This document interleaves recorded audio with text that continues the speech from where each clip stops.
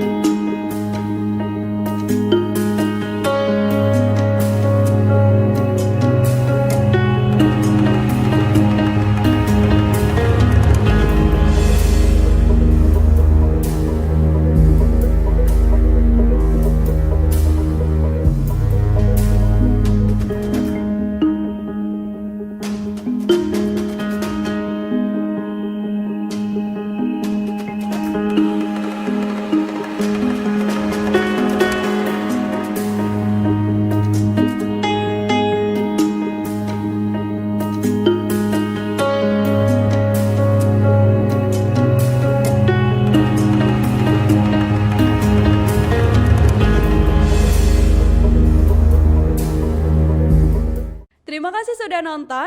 Jangan lupa like, subscribe, dan share ya.